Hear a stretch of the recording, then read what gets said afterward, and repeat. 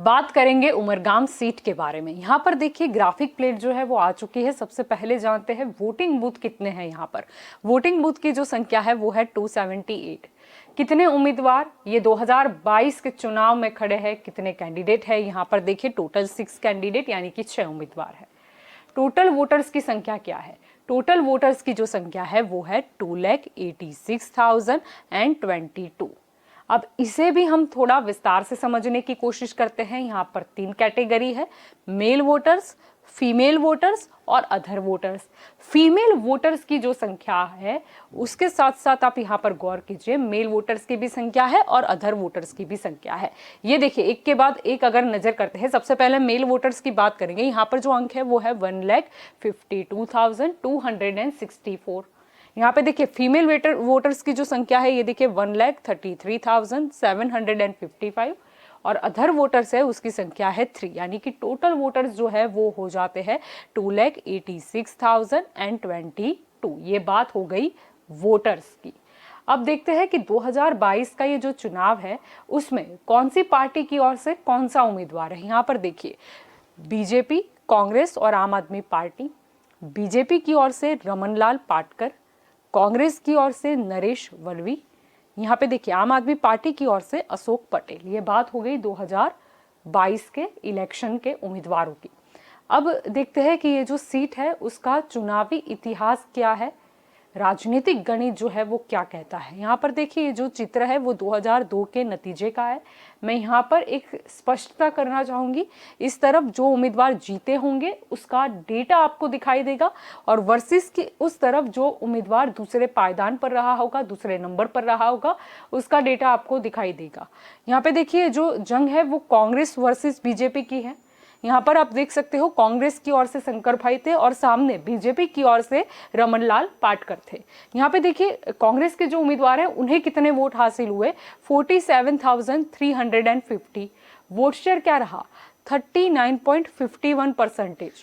सामने बीजेपी के उम्मीदवार को कितने वोट हासिल हुए, 47,277। वोट शेयर क्या रहा, 39.45%। अब देखिए यहाँ पर कांग्रेस के जो उम्मीदवार है वो जीते थे, कितने मार्जिन से जीते, यानी वोटों का अंतर क्या रहा हार और जीत में। देखिए बहुत कम है, 2 डिजिट में ये नंबर है, देखिए 73। उस हिसाब से आप देखिए वोट शेयर का जो डिफरेंस है, मार्जिन है, वो भी काफी कम है, 0.06%। ये 2002 की बात है। अब बात करेंगे 2007 की। ये देखिए यहाँ पर बीजेपी वर्सेस इंडिविजुअल यानी कि निर्दलीय उम्मीदवार के बीच की ये जंग।